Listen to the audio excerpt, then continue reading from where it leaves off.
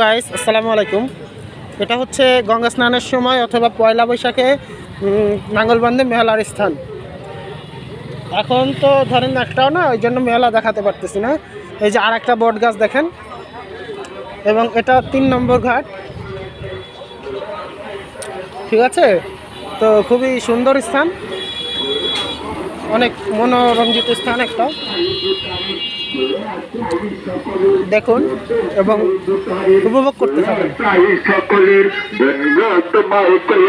আর একটা বটগাছ